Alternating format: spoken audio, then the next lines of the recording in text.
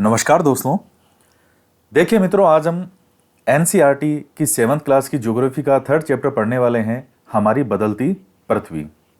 तो काफ़ी महत्वपूर्ण चैप्टर है और लास्ट जो हमारी क्लास हुई थी उसमें से आपको एक क्वेश्चन बताना है कि ग्रेनाइट चट्टान जो है वो कौन सी प्रकार की चट्टान का उदाहरण है।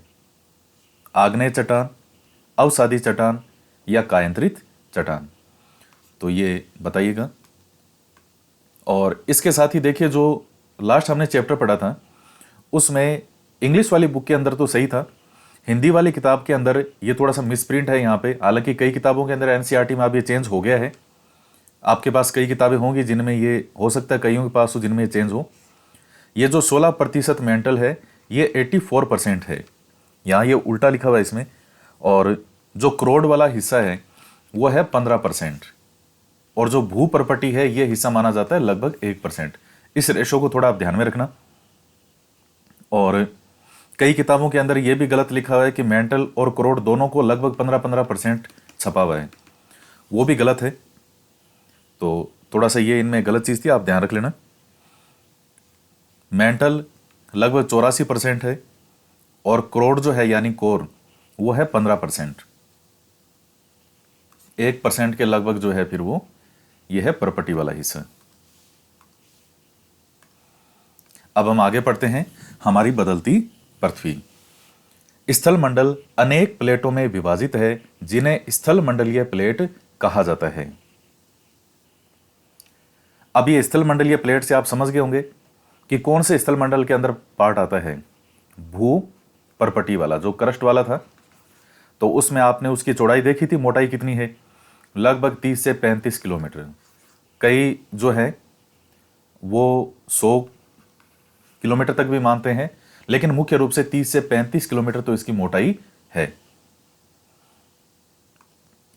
तो स्थल मंडलीय प्लेट कहते हैं। आपको यह जानकर आश्चर्य होगा कि यह प्लेट हमेशा धीमी गति से चारों तरफ घूमती रहती है, प्रत्येक वर्ष केवल कुछ मिलीमीटर के लगभग।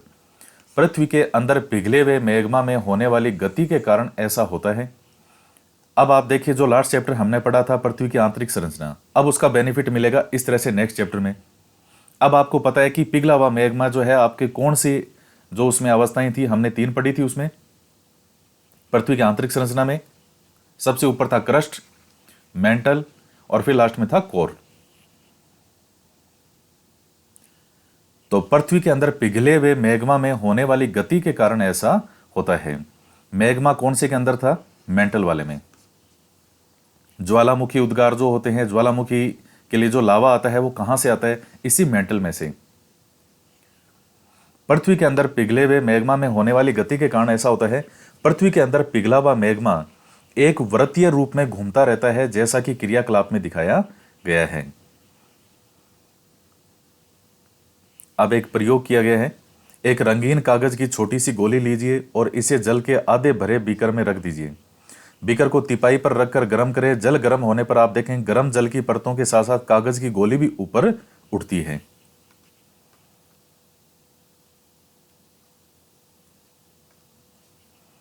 और ठंडे पानी की परतों के साथ यह गोली नीचे बैठती है। तो पृथ्वी के अंदर स्थित पिघला हुआ मैग्मा जो है वो भी इसी प्रकार की गति करता है।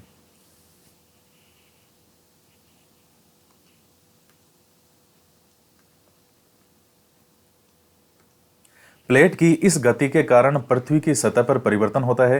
पृथ्वी की गति को उन बलों के आधार पर विभाजित किया गया है जिनके कारण ये गतियां उत्पन्न होती है।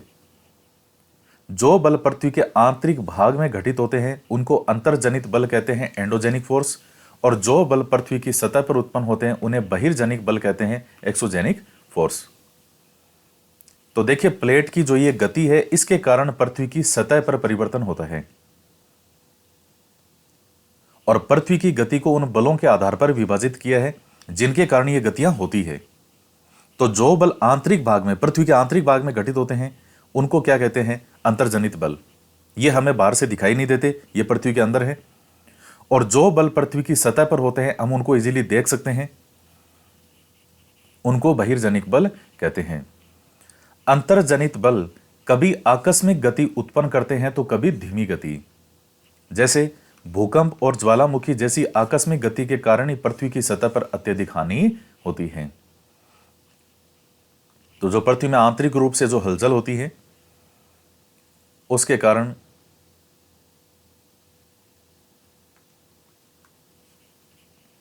अब देखिए स्थलमंडलीय प्लेट क्या होता है। भूपर्पटी में अनेक बड़ी और कुछ छोटी कठोर असमान आकार की प्लेटें होती है जिन पर महाद्वीप और महासागर की सतह टिकी होती है। तो ये पूरा जो भूपर्पटी वाला हिस्सा है इसमें बड़ी और कुछ छोटी कठोर असमान आकार की कुछ प्लेटें होती है तो जिन पर महाद्वीप और महासागर की सतहें टिकी भी है। और उसके नीचे जो है फिर क्या है, लावा है, मैग्मा, मेंटल आ जाता है। तो वहां जो हलचल होगी तो फिर वो हलचल यहां भी दिखाई देती है। तो पृथ्वी की गतियां, अंतर्जनित बल और बहिर्जनित बल। तो अंतर्जनित बल के अंदर है एक तो आकस्मिक बल और एक आता है पटल विरूपण बल। आकस्मिक बल के अंदर भूकंप, ज्वालामुखी और भूस्खलन जैसी चीजें होती है। बहिर्जनित बल जो है इसमें अपर्दन और निक्षेपण। तो इसमें जैसे नदी का बहता हुआ जल हो गया, पवन है, समुद्री तरंग है, हिमनद है, ये सब हो गए। और पटल विरूपण बल के अंदर हो गया पर्वत निर्माणकारी बल। तो ये सब चीजें आगे आएगी। तो ये है पृथ्वी के गतियों के अंतर्गत। बल के आधार पर हमने दो भागों में इसको विभाजित किया है।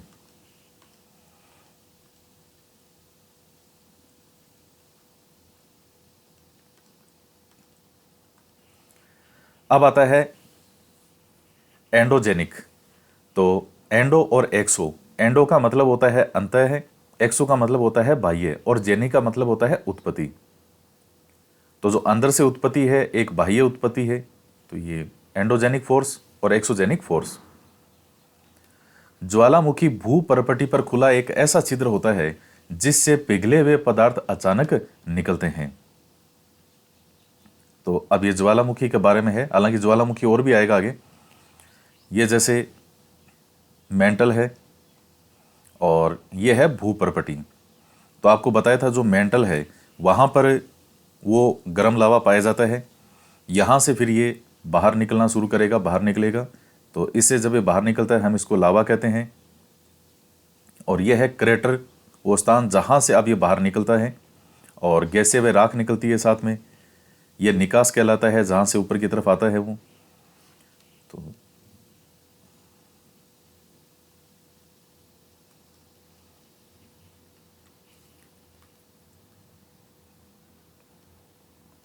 इसी प्रकार स्थलमंडलीय प्लेटों के गति करने पर पृथ्वी की सतह पर कंपन होता है। यह कंपन पृथ्वी के चारों ओर गति कर सकता है। इस कंपन को हम भूकंप कहते हैं। भूपर्पटी के नीचे वह स्थान जहां कंपन आरंभ होता है उद्गम केंद्र कहलाता है। भूपर्पटी के नीचे का वह स्थान जहां कंपन शुरू होता है उसको हम कहते हैं उद्गम केंद्र। उद्गम केंद्र के भू सतह पर उसके निकटतम स्थान को हम कहते हैं अधिकेंद्र। और अधिकेंद्र से कंपन बाहर की ओर तरंगों के रूप में गमन करती है। तो अधिकेंद्र के निकटतम भाग में सर्वाधिक हानि होती है और अधिकेंद्र से दूरी बढ़ने के साथ ही भूकंप की तीव्रता धीरे धीरे कम होने लगती है।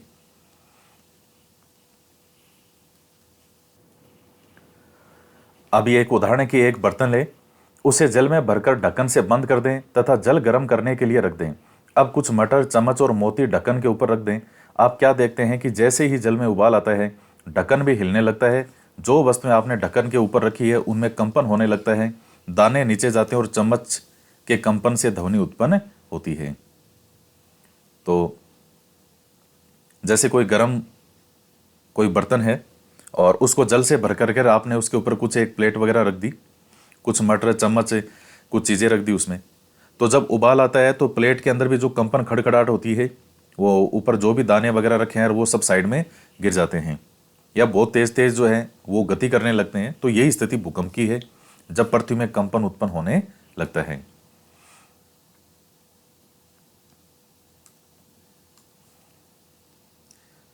तो ये उद्गम केंद्र है, वह स्थान जहां भूकंप उत्पन्न होता है वह भूकंपी ऊर्जा का उद्गम केंद्र कहलाता है। वह स्थान जहां भूकंप उत्पन्न होता है और इसके सतह पर सबसे निकट की जो जगह है वो कहलाती है अधिकेंद्र। तो यहाँ से जो तरंगे हैं फिर वो आगे से आगे फैलती है। भूकंपी तरंगे सभी दिशाओं में बाहर की ओर निकलती है। जैसे मान लीजिए कोई जल है, नदी या जो भी, उस पर आपने पानी के ऊपर एक पत्थर फेंका। पत्थर फेंकने के बाद में अब वो किस तरह से चारों तरफ जो गति होती है, पानी की छोटी लहरें सी आपको दिखती है चारों तरफ गति करती हुई हूं, बस यही स्थिति एक तरह से भूकंप की है। भूकंपीय तरंगे तीन प्रकार की होती है, पी तरंगे अथवा अनुदैर्घ्य तरंगे, एस तरंगे अथवा अनुप्रस्थ, और एल तरंगे अथवा पृष्ठीय तरंगे। तो पी एस एल।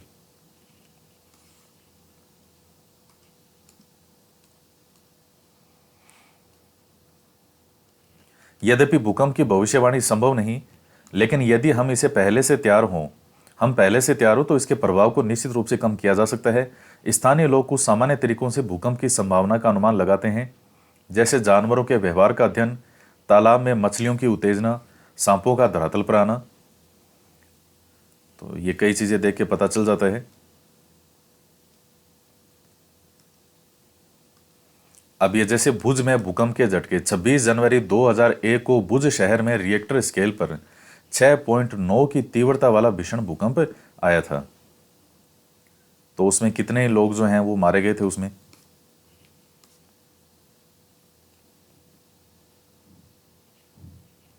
भूकंप का मापन एक यंत्र से किया जाता है जिसे भूकंप लेखी कहते हैं। भूकंप की तीव्रता रिएक्टर स्केल पर मापी जाती है। यह प्रश्न आपके पूछा गया है लास्ट बार या उससे पिछली बार आया होगा कि भूकंप की तीव्रता किस पर मापी जाती है, रिएक्टर स्केल पर। जिस भूकंप की तीव्रता 2.0 अथवा उससे कम होती है उसका प्रभाव नहीं के बराबर होता है। जैसे कई बार भूकंप आता है, कई बार न्यूज़पेपर में आता है कि कल भूकंप आया था, तो कई बार तो आपको न्यूज़पेपर में आता है तब मालूम होता है कि यार कल कुछ हल्का सा ऐसे जो कंपन सा महसूस हुआ था, तो क्या उस टाइम भूकंप आया था। तो कई बार आता है, निकल जाता है, वो उससे ज्यादा फर्क नहीं पड़ता, 2.0 की तीव्रता से कम है। तो जिस भूकंप की तीव्रता 5.0 होती है वह वस्तुओं के गिरने से क्षति पहुंचा सकता है।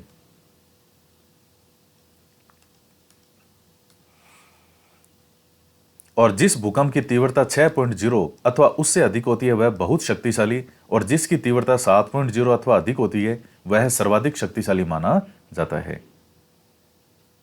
तो भुज वाला जो आया था वो 6 से ऊपर ही था। भूकंप से बचाव की तैयारी।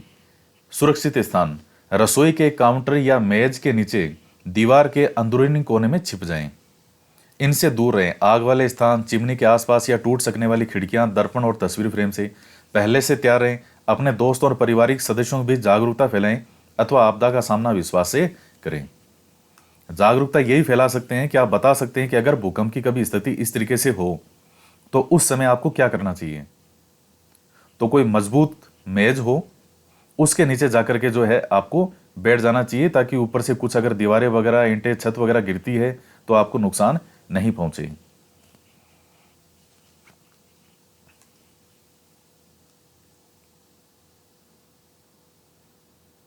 लेकिन वही है कि जब अब ऐसे तो जब फ्लाइट में उड़ते हैं तो फ्लाइट में भी आता है कि अपनी पेटी जो है वो ऐसे बांध दे रहे, वैसे बांध दे रहे।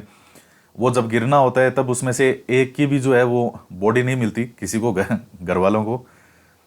तो बचाव के तरीके ठीक है, आने चाहिए,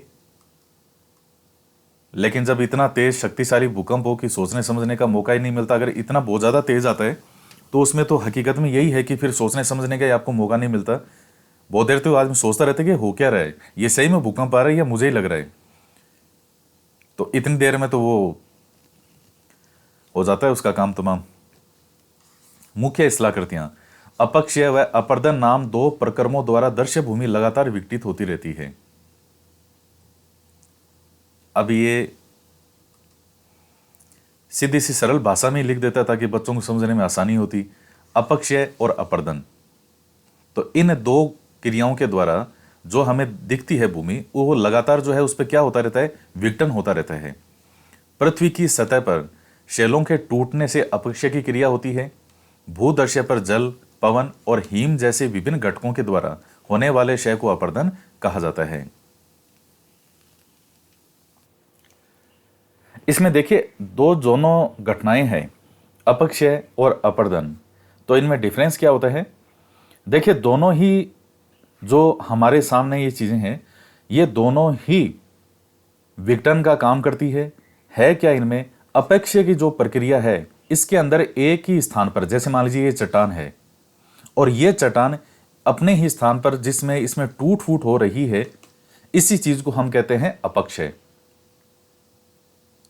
और अपर्दन की जो प्रक्रिया है उसके अंतर्गत गति भी विद्यमान होती है, जैसे मान लीजिए जल के द्वारा, वायु के द्वारा, हिमानी के द्वारा।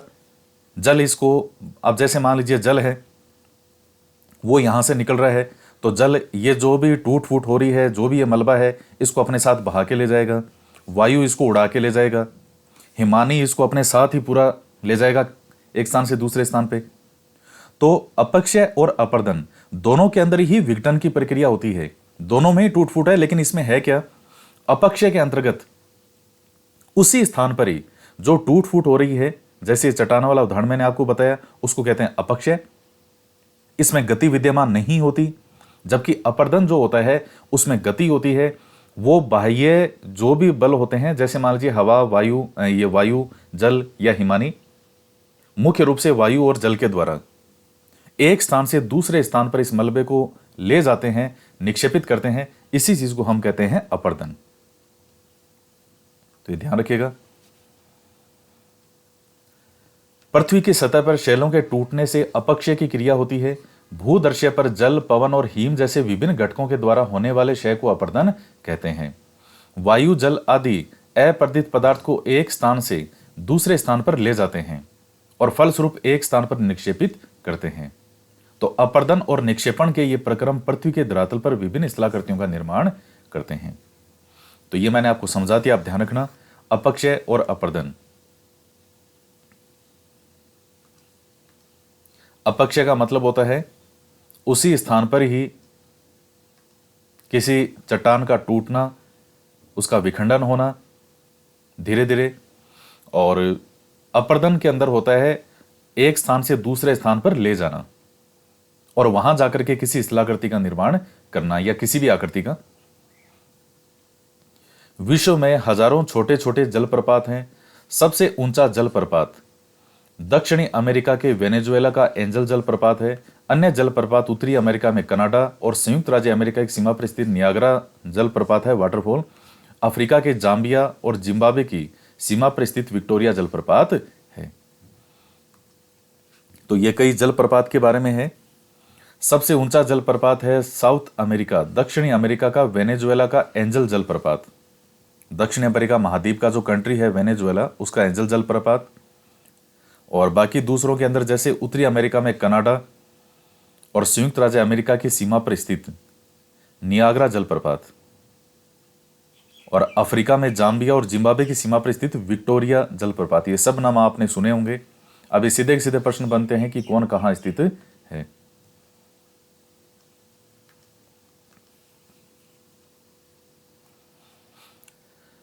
नदी के जल से दृश्य भूमि का अपर्दन होता है।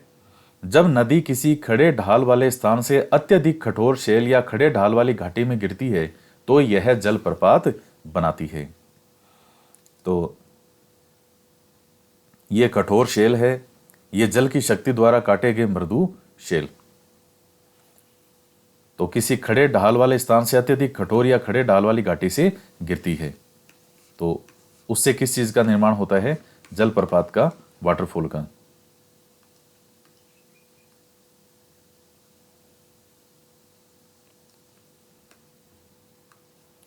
जब नदी मैदानी भाग में प्रवेश करती है तो वह मोड़दार पर्वत पर बहने लगती है। नदी के इन बड़े मोड़ों को विसर्प कहते हैं। इसके बाद विसर्पों के किनारों पर लगातार अपर्दन और निक्षेपण शुरू हो जाता है। विसर्प लूप के सिरे निकट आते जाते हैं। समय के साथ विसर्प लूप नदी से कट जाते हैं और एक अलग झील बनाते हैं जिसे चाप झील कहते हैं। कभी कभी नदी अपने तटों से बाहर आने लगती है, फलस्वरूप निकटवर्ती क्षेत्रों में बाढ़ आ जाती है। बाढ़ के कारण नदी के तटों के निकटवर्ती क्षेत्रों में महीन मिट्टी और अन्य पदार्थों का निक्षेपण करती है। ऐसी मिट्टी व पदार्थों को अवसाद कहते हैं। इससे समतल उपजाऊ बाढ़कृत मैदान का निर्माण होता है। नदी के उत्थित तटों को तटबंध कहा जाता है। समुद्र तक पहुंचते पहुंचते नदी का प्रवाह धीमा हो जाता है और नदी अनेक धाराओं में विभाजित हो जाती है। तो ये देखिएगा, अब ये क्या है इसमें कि नदी जब मैदानी भाग में प्रवेश करती है तो वो मोड़दार मार्ग पर बहने लगती है। ये जैसे इसमें दिखाई गई आकृति यूं, तो ये जो मार्ग है, ये मोड़ है, इसी हम कहते हैं वी सर्प यानी सर्पिलाकार।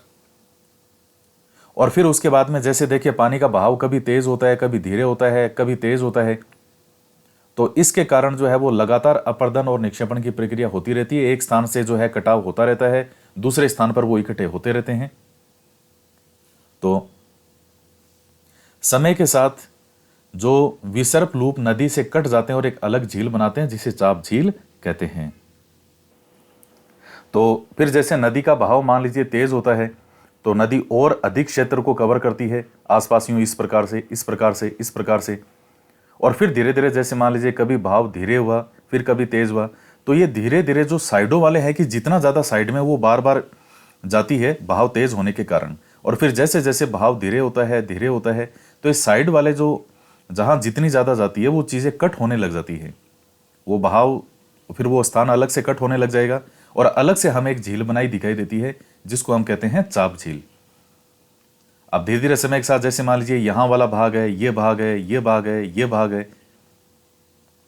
तो ये धीरे धीरे इधर से कट होने लग जाएगी, यहाँ ऐसे होने लग जाएगी, भाव इसका ऐसे होने लग जाएगा इधर से ही, अब ये इधर से अलग से होकर के रह जाएगी। इसको हम बाद में कह देंगे चाप झील। और नदी के किनारे की स्थिति की जो तट होते हैं इनको हम तटबंध कहते हैं।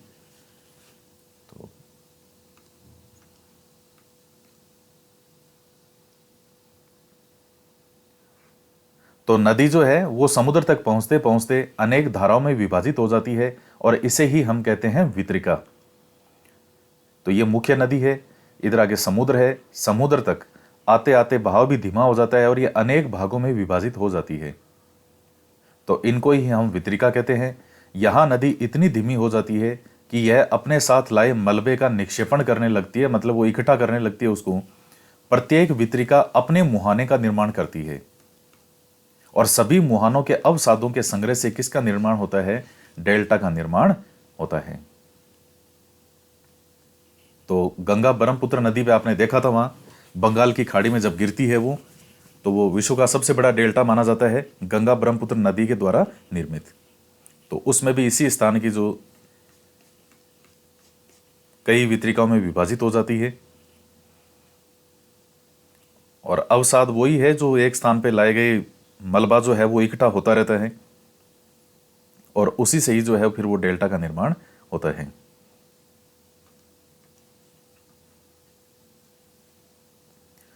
अब आता है समुद्री तरंग के कार्य।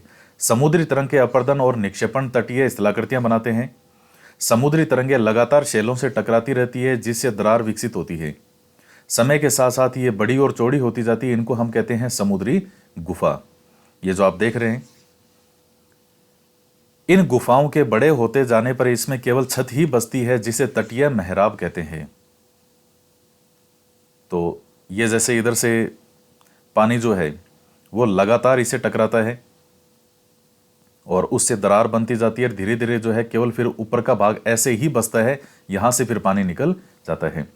लगातार अपर्दन छत को भी तोड़ देता है और केवल दीवारें बचती है। दीवार जैसी इन आकृतियों को स्टेक कहा जाता है। तो अपर्दन जो है ये छत है जो अब इसके ऊपर की, इस छत को भी जो है ये तोड़ देता है। तो उससे फिर ये इस तरह से सिर्फ दीवारें दीवारें बसती है और दीवार जैसी आकृतियों को स्टेक कहते हैं। समुद्री जल के ऊपर लगभग ऊर्ध्वाधर उठे हुए ऊंचे शैलीय तटों को हम कहते हैं समुद्र भृगु।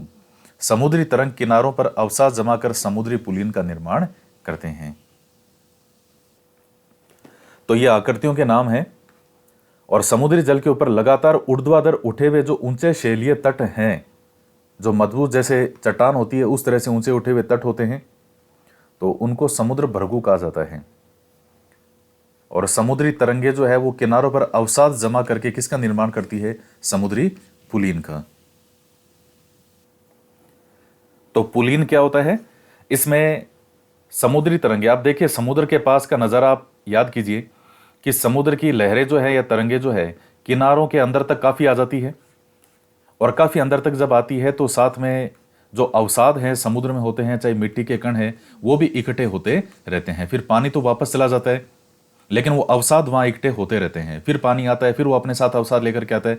तो इस तरह समुद्र के किनारे इन तरंगों के कारण जो भी अवसाद इकट्ठा होता रहता है, जैसे मिट्टी का एक तरह से आप समझ लीजिए कि मिट्टी का जमाव सा होता रहता है, या अवसाद जो जमता है उसमें मिट्टी के अलावा और भी कण हो सकते हैं। तो इसी चीज से जो निर्माण होता है उसी को ही हम कहते हैं पुलिन। हिमनद के कार्य। हिमनद अथवा हिमानी बर्फ की नदियां होती है। हिमनद अपने नीचे की कठोर चट्टानों से गोलास्मी मिट्टी और पत्थरों को अपर्दित कर देती है, और गोलास्मी मिट्टी और पत्थरों से भूदृश्य का अपर्दन करती है। अब ये हिमनद या हिमानी किसको कहते हैं? ये एक तरह से बर्फ की नदियां हैं। जैसे आपने कई बार फिल्मों में देखे होंगे, जैसे बर्फ बहती रहती है, तो उनको बर्फ की नदियां कहते हैं, हिमनद या हिमानी। हिमनद अपने नीचे की कठोर चट्टानों से गोलास्मी मिट्टी और पत्थरों को अपर्दित कर देती है। तो मिट्टी और पत्थरों से भूदृश्य का अपर्दन करती है। हिमनद गहरे गर्तों का निर्माण करते हैं। पर्वतीय क्षेत्र में बर्फ पिघलने से उन गर्तों में जल भर जाता है और वे सुंदर झील बन जाते हैं। हिमनद के द्वारा लाए गए पदार्थ जैसे छोटे बड़े शेल, रेत और तलछट मिट्टी निक्षेपित होते हैं। यह निक्षेप हिमनद हिमोड का निर्माण करते हैं। तो हिमोड जो है वो क्या हो गया? जैसे यहां हमने देखा था पुलिन में, ये समुद्र जैसे है, तो समुद्र के किनारे की तरफ जब जल की तरंगों का बहाव, वो समुद्र का बहाव होता है, फिर वो तरंगें वापस चली जाती है, फिर आती है, फिर वापस चली जाती है। तो जो भी वहां अवसाद जमा होता है उसे हमने नाम दिया था पुलिन का। और ये स्थिति है हिमनद की। हिम के द्वारा भी जब हिम बहता है तो अपने साथ साथ ये छोटे बड़े शेल वगैरह, रेत, तलछट, ये मिट्टी, ये सब चीजें एक जगह निक्षेपित होती रहती है। मतलब समझ लीजिए कि अपने साथ बहता हुआ हिमनद जो भी अवसाद है उसको छोड़ता रहता है, इकट्ठा करता रहता है। तो वो जो जमाव है अवसाद का हिम के द्वारा, उसको हम कहते हैं हिमोट। यहां जैसे समुद्र के किनारे था, हमने उसको नाम दिया था पुलिन, और जबकि हिम के द्वारा जो बनेगा उसको कहते हैं हिमोट। तो गर्त, और ये गर्त क्या होता है? ये गहरा स्थान होता है। तो ये पत्थरों से ये जब अपर्दन होता रहेगा तो वो कटाव के कारण स्थान गहरा होता है, गहरा होता है, गहरा होता है, और फिर जब बर्फ पिघलती है तो उन गर्तों के अंदर जल भर जाता है और वे सुंदर झील बन जाते हैं। तो ये है। अब आता है पवन के कार्य। क्या आपने कभी रेगिस्तान देखा है? बालू टिब्बे के कुछ चित्र एकत्रित करने का प्रयास कीजिए। रेगिस्तान में पवन, अपर्दन और निक्षेपण का प्रमुख कारक है। अब यहां तक आते आते आपको लग रहा होगा कि यार ये कुछ अपना सा लग रहा है अब, क्योंकि राजस्थान के अंदर यही चीजें हमने देखी है। तो वो ऊपर वाली जो चीजें थी, समुद्र और हिम वाली, तो वो तो आपके दिमाग में उस तरह से चल रही होगी जैसे ये होता है कि बिजली जो है, लाइट कैसे चलती है, बिजली की तरंगें कैसे चलती है, तो उस तरह से वो दिमाग में चल रही होगी। लेकिन जो ही ये वाला पेज सामने आया है, अब आपको लग रहा है कि ये कुछ अपना सा अब लग रहा है। जो चीज आंखों से प्रत्यक्ष रूप से देखी भी होती है तो वो चीजें आदमी को इजीली जो है उनको कैच करता है वो। क्या आपने कभी रेगिस्तान देखा है? रेगिस्तान में पवन, अपर्दन और निक्षेपण का प्रमुख कारक है। रेगिस्तान में आप छत्रक के आकार के शेल देख सकते हैं, जिन्हें सामान्यतः छत्रक शेल कहते हैं। जो आकृति होती है जैसे छत्र होता है उस तरह से। पवन शेल के ऊपरी भाग की अपेक्षा निचले भाग को आसानी से काटती है, इसलिए ऐसी शेल के आधार संकीर्ण और शीर्ष विस्तृत होते हैं। मतलब जैसे यहां से पतला सा होके इस तरह से, यूं ये इस तरह से जो आकृति होती है छत्रक शेल की। पवन चलने पर यह अपने साथ रेत को एक स्थान से दूसरे स्थान पर पहुंचाती है। जब पवन का बहाव रुकता है तो यह रेत गिरकर छोटी पहाड़ी बनाती है, जिसको बालू टिब्बा कहते हैं। तो वही है अपर्दन। जब हवा चलेगी तो अपने साथ रेत को एक स्थान से दूसरे स्थान पर लेके चली जाएगी, उसे हम कहते हैं बालू टिब्बा। जब बालू कण महीन और हल्के होते हैं तो वायु उनको उठाकर अत्यधिक दूर ले जा सकती है।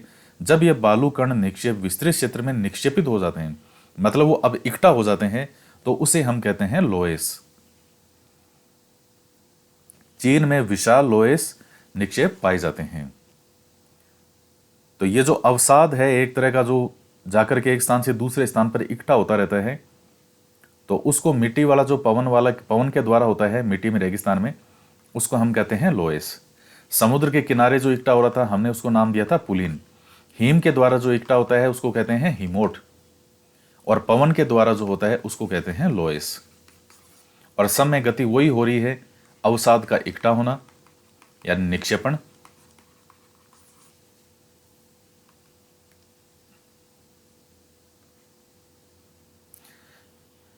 यह आपका चैप्टर पूरा हो गया। तो इसमें देखिए हमने क्या पढ़ा, हमारी बदलती पृथ्वी के अंदर कि स्थलमंडलीय प्लेट होते हैं, और चूंकि नीचे आपने लास्ट क्लास में देखा था कि सबसे ऊपर होती है क्रस्ट, फिर उसके नीचे मेंटल। मेंटल जो होती है उसमें स्थलमंडल के जो नीचे वाला भाग है, क्रस्ट के नीचे वाला, वो लिक्विड होता है। लावा मैग्मा जो बनता है वो वहीं बनता है और वो उसी स्थान से धीरे धीरे ऊपर आता है। तो उस मैग्मा लावा के कारण चूंकि वहां वो लिक्विड है, तो उसके कारण जो है उसमें गति होती रहती है।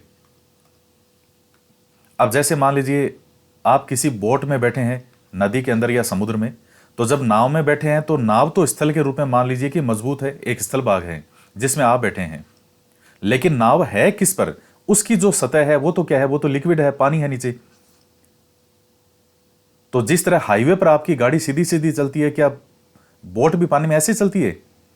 नाव हिलती है ना, आप थोड़े से ऐसे ऐसे होते हैं, नाव भी हिलती है, क्योंकि उसके नीचे जो सतह है वो क्या है, लिक्विड है, पानी की। तो यही स्थिति इसमें स्थलमंडल के अंतर्गत होती है। इसके नीचे जो जिसका आधार है वो कौन सा, मेंटल का आ गया, और मेंटल जो है वो ऊपर का भाग, मेंटल के ऊपर वाला भाग लिक्विड है। तो इन प्लेटों के अंदर जो है वो गति होती रहती है। आंतरिक भाग में जो बल घटित होते हैं उनको अंतर्जनित, और जो बाहर होते हैं उनको बहिर्जनिक कहते हैं। तो ये सब नाम है। और जैसे ज्वालामुखी हो गया, भूकंप है। अब ये देखिए 7th क्लास के बच्चे के हिसाब से जैसे जैसे क्लास बढ़ती है तो फिर इनमें जो मैटर है, कंटेंट है, वो भी बढ़ता है। भूकंपीय तरंगें 3 प्रकार की होती है उद्गम के अंदर, और फिर ये रिएक्टर स्केल वगैरह हमने देखे। फिर मुख्य स्थलाकृतियां कौन सी है, तो अपक्षय और अपर्दन। फिर नदी के कार्य, और फिर इसमें जैसे अलग अलग जो आकृतियों का निर्माण होता है, विसर्प, फिर चाप झील, और फिर नदी के उती जो तट हैं उनको कहते हैं तटबंध, और वितरिका, फिर ये डेल्टा, फिर समुद्री तरंग के कार्य, फिर समुद्री गुफा, तटीय मेहराब, स्टेक, समुद्र भरगू, हिमनद के कार्य, फिर ये हिमनद, हिमोट, ये झीलें, और फिर ये बालू टिब्बा, छत्रक शेल और लोएस। तो आज वाले के अंदर मैटर बहुत शानदार है, बहुत अच्छा कंटेंट है, पूरी तरह फैक्चुअल चीजें हैं, समझने वाली भी है और फैक्ट वाली भी है। अब इन प्रश्नों को हम सोल्व करते हैं, देख के आपके कितने सही होते हैं। देखिए 6 से मैं आपको एक तरीका बता दूं सक्सेस होने का।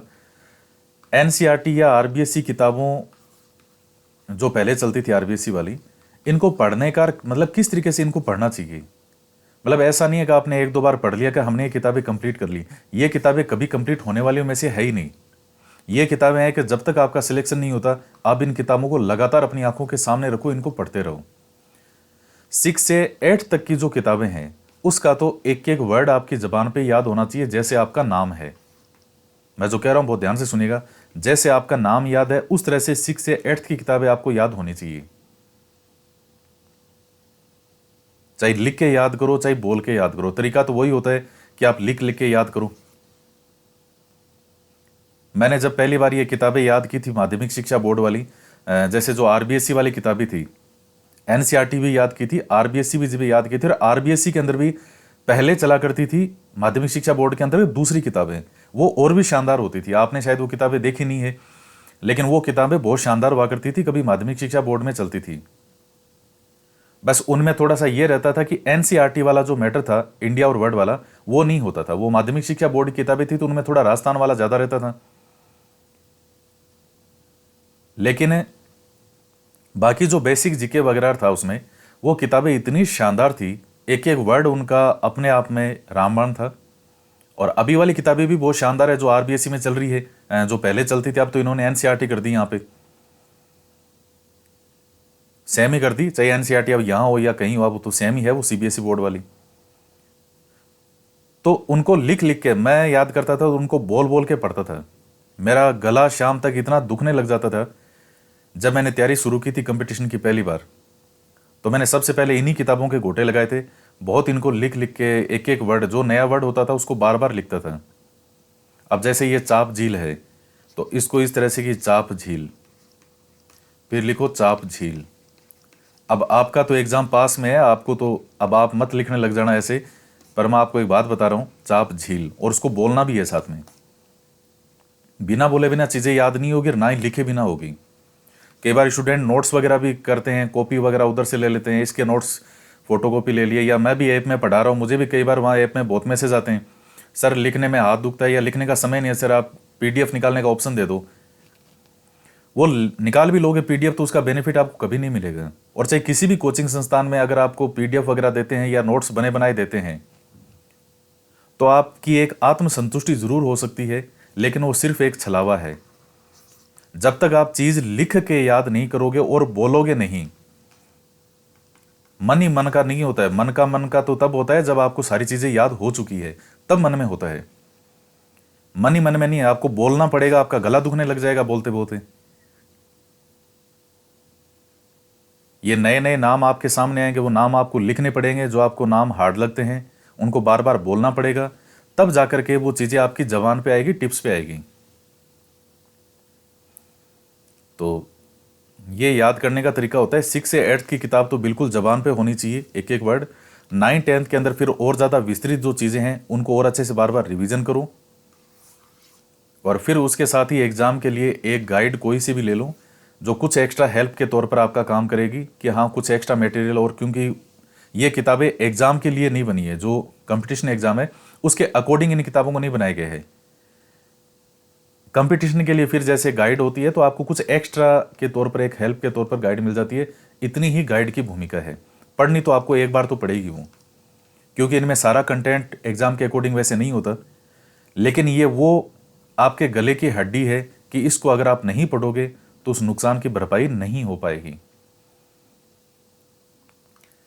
तो ये एक पढ़ने का तरीका होता है। कई स्टूडेंट एक दो बार पढ़ते हैं और उनको लगता है कि हमें तो याद हो जाएगा सारा, या हमें याद क्यों नहीं हो रहा है, हमने तो 2 बार पूरी कर ली। 2 बार पूरी करने की नहीं है, आप इनको सैकड़ों बार पूरा करोगे, तब जाकर के ये चीज़ें आपके टिप्स पे आएगी। सिलेक्शन लेना जो है वो दुनिया में इतना कोई आसान काम नहीं है। 15-15 लाख, 10-10 लाख स्टूडेंट बैठते हैं, क्या उनमें 5-10 हज़ार भी ऐसे नहीं होंगे जो बहुत मेहनत से इन चीज़ों को, ये लिखने वाला, बोलने वाला, ये सब काम करते होंगे?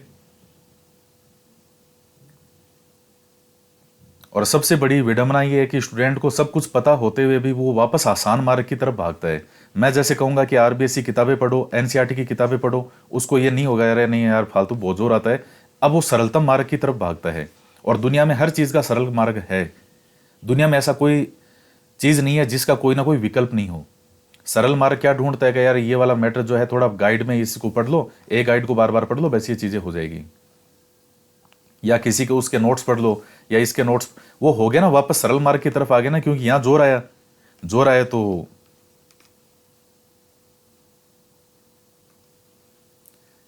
वही चीज है। निम्नलिखित में से कौन सी समुद्री तरंग की विशेषता नहीं है?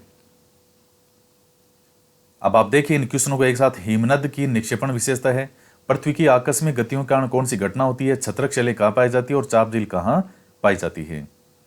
तो समुद्री तरंग की कौन सी विशेषता नहीं है?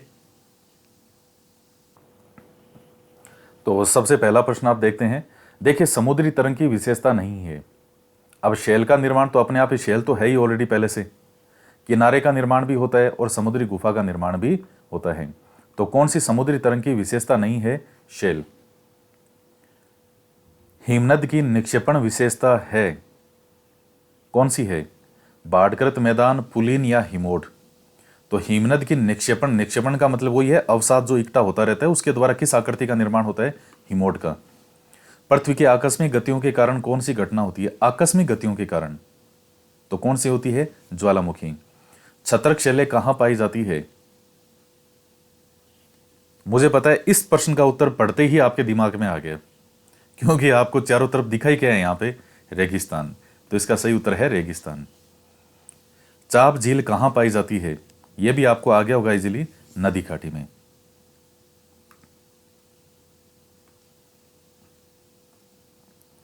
अब इसके बाद ये कुछ मिलान करने वाले हैं।